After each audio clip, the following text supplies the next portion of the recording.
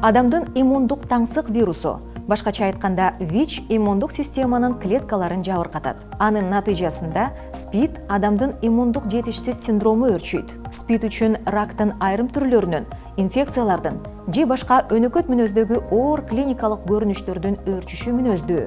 ВИЧ менен жашаган адамдар үчүн ар кандай вирус, анын үстүнө коронавирус абдан кооптуу. COVID-19 илдетине байланыштуу бул алар үчүн кош сокку болду. Практиктердин маалыматтары боюнча терапия алган, өзгөчө узак терапия алган жана антиретровирустук каражаттарды үзгүлтүксүз кабыл алган бейтаптарда коронавирус ВИЧ терс чыккан.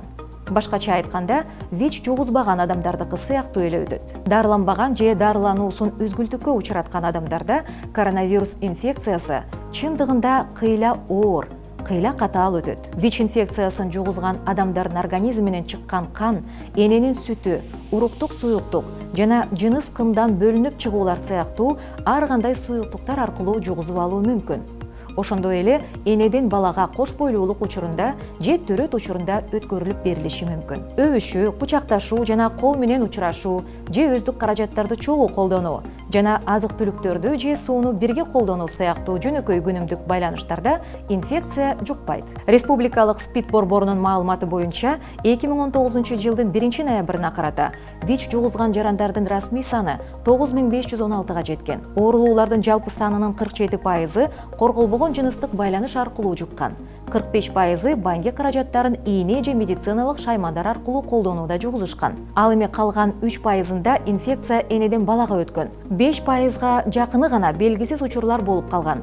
Жугузуудан качуу максатында адистер кандай гана жыныстык байланыш болбосун, латекстен же полиуретандан презервативтерди колдонууну сунушташат. Организмге киргизүү менен байланышкан бардык медициналык процедуралар үчүн дайыма бир жолку жана тазартылган шаймандарды пайдалануу керек. ВИЧ инфекциясы менен 35 миллион адамдын ичинен бир бөлүгү антиретровирустук терапиянын натыйжасында гана тирүү калууда. Муну менен жашоо узактыгы 70-80 жашты түзөт. Антиретровирустук каражаттар адамдын иммундук системасынын клеткаларында ВИЧтин көбөйүшүнө, клеткаларга вириондордун киришин блоктоо жана жаңы вириондордун чогулуу процессинин ар түрдүү этаптарын бузуу аркылуу тоскоол болот. Антиретровирустук каражаттар аркылуу дарылоо СПИДтин өрчүү тобокелдигин 100 эсе төмөндөтөт. ВИЧ инфекциясы терапиясынын жок болгон учурда жугузгандан кийин 9-11 жылда өлүм келет.